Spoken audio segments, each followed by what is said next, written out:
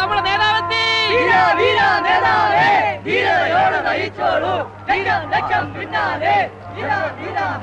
ഞാനെല്ലാം പറഞ്ഞിട്ടുണ്ട്.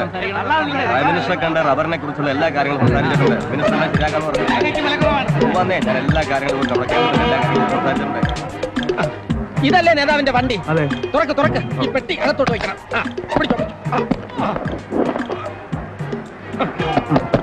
ഇത് വെക്കുന്നില്ലേ? ഇത് നേതാവ് കയ്യിൽ തന്നെ വെച്ചോളാന്നാ പറഞ്ഞത്. പ്രിയപ്പെട്ട സുഹൃത്തുക്കളെ, ഈ ഖദർ തൊട്ട് ഞാൻ സത്യം ചെയ്യുകയാണ്. ഇനി ഈ ഗവൺമെന്റിനെ താഴെ ഇറക്കാതെ നമുക്ക് വിശ്രമമില്ല. നമസ്കാരം സാർ. ആ പെട്ടിയൊക്കെ എടുത്ത് വെച്ചോളൂ. വെച്ചു സാർ. ആ പൗഡർ എന്തി? സാറിന്റെ ബ്രീഫ് കേസ് അങ്ങോട്ട് വന്നു. താനൊന്ന് പോയി നോക്കിയേ. ഞാൻ ഇങ്ങോട്ട് ഇറങ്ങിന്ന് പറ. ശരി സാർ. എന്താ അകത്തേക്ക് ചെല്ലു, എല്ലാ മകളും ആവും.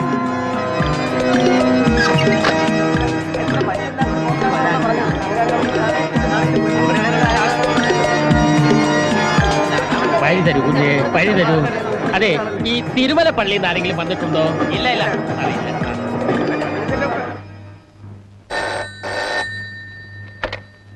Is Commissioner here?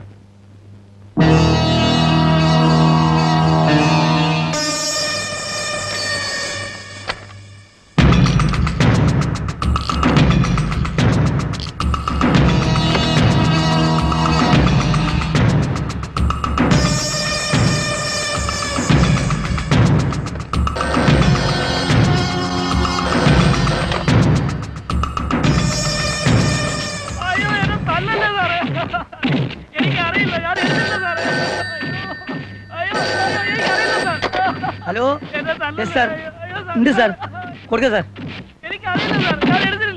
സത്യം പറയണം, സത്യം. സാറേ, CI അദ്ദേഹം വിളിക്കുന്നു.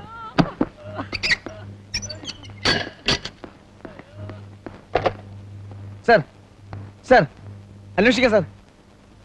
മുഴുവൻ പോർട്ടർമാരെയും പൊക്കാനുള്ള ഏർപ്പാട് ചെയ്തിട്ടുണ്ട് സാർ.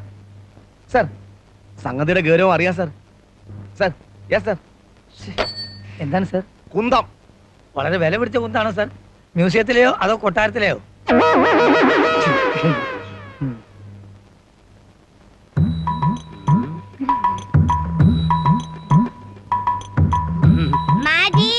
वैष्णव जन तो तेरे सखिए, वैष्णव जन तो तेरे सखिए.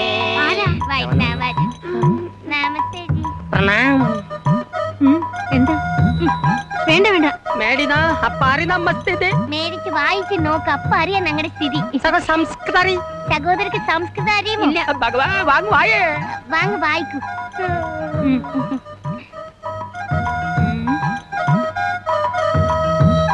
ഞങ്ങൾ ബംഗാൾക്കോട സാധാ കൃഷി കുടുംബ. ഞങ്ങൾ ബംഗാളിലെ കൂത്താട്ടുകുള ജില്ലയിലെ ഒരു സാധാരണ കൃഷി കുടുംബമാണ്. ഇത്തവണ ഞങ്ങ കൃഷി വീട് കാലി ഒലിവായി. ഇത്തവണത്തെ വെള്ളപ്പൊക്കത്തിൽ ഞങ്ങളുടെ വീടും കന്നുകാലികൾ വെള്ളം ഒളിച്ചു പോയി. ഇത് വാർത്ത. ഞങ്ങൾ ജീവി മാർഗല്ലേ മാതാജി, ഞങ്ങൾക്ക് വേറെ ഒരു മാർഗമല്ല ജീവിക്കാൻ. അതിന് നിങ്ങൾ സംഭാവന അഭ്യർത്ഥി സഹായി. അതുകൊണ്ട് നിങ്ങൾ സംഭാവന തന്ന് സഹായിക്കണം.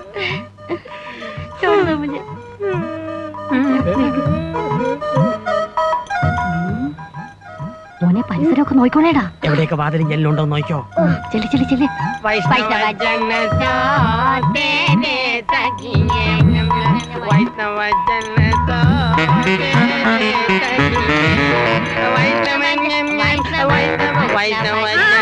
വരുന്നു.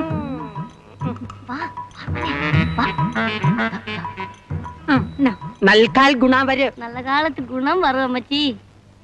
അയ്യോ, അമ്മച്ചിയുടെ പുതിയ എരിപ്പ്. നിങ്ങൾ അതെടുത്തോ മനുഷ്യ. ഏതനവായ എന്ത് വൈഷ്ണവ ജനതോ തേരെ സഖിയേ, വൈഷ്ണവ ജനോട് വാതിൽ വാതിൽ വാതിൽ വാതിൽ വാതിൽ. എന്റെ ഈശ്വര, എന്തോരം വാതിലുകളാ! എങ്ങനെ ഇതിനകത്തൊന്ന് കേറി പറ്റും? ഇതാ ഞാൻ പറയുന്നത്, എനിക്കൊരു കമ്പ്യൂട്ടർ വാങ്ങിച്ചു തരാൻ. ഈ മാപ്പ് അതിനകത്തോടൊന്ന് കേറ്റി കൊടുത്താൽ മതി. എത്ര മുറിയുണ്ട്, അതിൽ എന്തൊക്കെ കാര്യമുണ്ടെന്നൊക്കെ പറഞ്ഞിടത്തില്ലേ? അയ്യോ മോനിതൊക്കെ എവിടുന്ന് പഠിച്ചടാ? ടിവിയിലെ ഡിസ്കവറി ചാനൽ ഞാൻ പഠിച്ചു. എന്റെ മനുഷ്യ, അതുപോലെ ഒരു സാധനം എന്റെ കൊച്ചിനെ എവിടുന്നെങ്കിലും അടിച്ചു മാറ്റി കൊണ്ടുവന്ന് കൂടെ. ഡിസ്കവറി ചാനൽ അതല്ല, കമ്പ്യൂട്ടർ. കമ്പൗണ്ടർ അവിടെ നിക്കട്ടെ. ഇന്ന് രാത്രി വീട്ടിൽ കയറാനുള്ള വഴി പറഞ്ഞാ മോനെ. അതെന്ത് പറയാണ്ടിരിക്കുന്നു? ഞാൻ പറിച്ച കൊളുത്തില്ല. അതേതായാലും പിടിപ്പിക്കാനുള്ള നേരമായിട്ടില്ല. ഈ കട്ടുകൊണ്ട് ഞാൻ ജനലിന്റെ കമ്പി അറുക്കുന്നു. അച്ഛൻ എന്നെ അകത്ത് കേറ്റുന്നു. ഞാൻ മുൻവശത്തെ വാതിലിന്റെ ബോൾട്ട് തുറക്കുന്നു. അച്ഛനെ അകത്താക്കുന്നു. അയ്യോ എന്റെ മോനെ, നീയാടാ ഞങ്ങളുടെ വിളക്ക്. എടി തങ്കി, ഒരു 5-6 ഏലസും കൂടി മേടി ജപിച്ച് എന്റെ അരയിലും കൂടെ കെട്ട്. ഇവന് ദൃഷ്ടിപ്പെടും, അത്രയ്ക്ക് ബുദ്ധിയാ. ജീൻസ് ജീൻസ് അല്ലച്ചാ, ജീനിയസ്. അതെങ്കി അത്. അയ്യോ എന്തൊരു അറിവാ. അയ്യോ അറിവിൽ കടഞ്ഞെടുത്തവൻ. ഹലോ, എവിടെയാ ലൊക്കേഷൻ? എന്തൊക്കെ പോയി? ഓ, എന്താടോ കുരുവിളേത്? കള്ളന്മാരൊക്കെ നമ്മുടെ അതിർത്തി തന്നെ അടിഞ്ഞുകൂടിയിരിക്കണോ? ഞാനിതാ വരുന്നു. തൊണ്ടി ഉൾപ്പെടെ എല്ലാ അവന്മാരെ ഇന്ന് തന്നെ പൊക്കണം.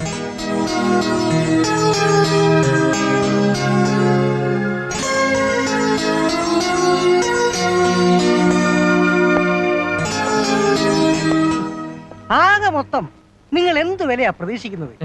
നമ്മൾ തമ്മിൽ ഇത് ഇന്നോ ഇന്നലെയോ തുടങ്ങിയതല്ലോ. ഇപ്പൊ ഇങ്ങനൊരു വില പേശലിന്റെ ആവശ്യമുണ്ടോ? ആ പുതിയ മിനിസ് വന്നേ പിന്നെ ആ. മോഷണ വസ്തുക്കൾക്ക് വലിയ വില ഇടിവാ. തന്നെയല്ല, ഞാൻ അല്പം ഞെരുക്കത്തില്ല. അതെന്ത് പറ്റി വെക്കില്ല ഞെരുങ്ങാൻ? ഞാനൊരു കാർ എടുത്തു. കാർ ഇടിച്ചോ ഞെരുങ്ങാൻ?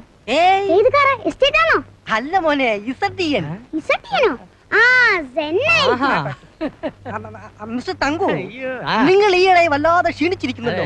ചാപ്പാട് മുഴുവൻ ഇവനായിരിക്കും കേട്ടുന്നത്. ഏയ്, ശ്ശെ, അതല്ല, മനപ്രയാസം കൊണ്ടാ. ഓഹോ, ഒരു ഡോക്ടർ മകനെ ഡോക്ടറാക്കുന്നു, ആ, വക്കീൽ അവന്റെ മകനെ വക്കീലാക്കുന്നു. ആ.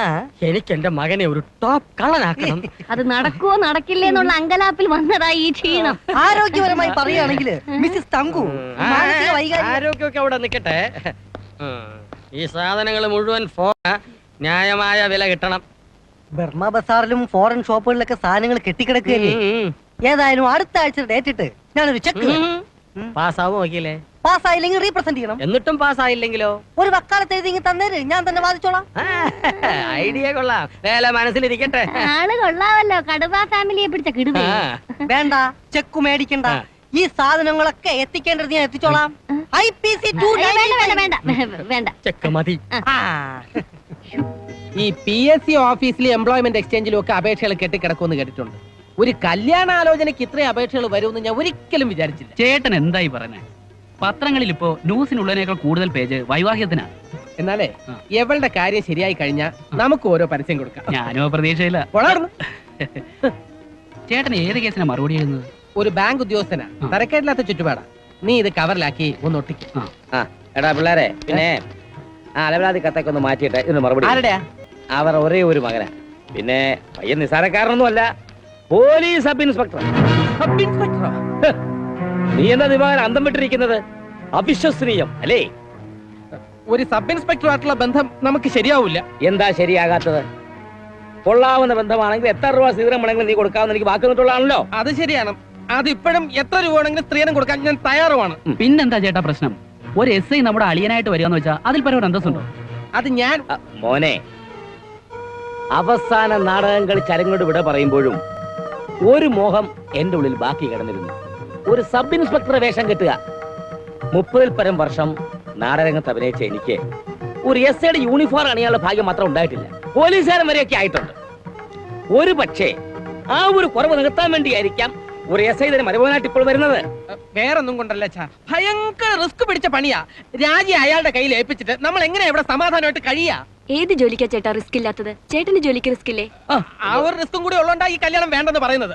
രാജി പറഞ്ഞതാ കറക്റ്റ്. അല്ലെങ്കിൽ തന്നെ ഇതിന്റെ പേരിൽ എന്തിനാ ഇപ്പോഴേ ഒരു തർക്കം? ചെറുക്കം വന്ന് പെണ്ണിനെ കാണട്ടെ, അവർക്ക് ഇഷ്ടപ്പെട്ടാലേ ബാക്കി കാര്യം. അതാ ഇത്രയും കാലം കൊണ്ട് ഞാൻ ഈ സമൂഹത്തിൽ നേടിയെടുത്ത ഒരു മാന്യതയുണ്ട്. ഈ ഒരു കല്യാണാലോചന ഉണ്ട്, അത് നിങ്ങൾ എല്ലാവരും കൂടി കളഞ്ഞു വിളിക്കരുത്. മോനെ, ഇവന് എന്ത് പറ്റി?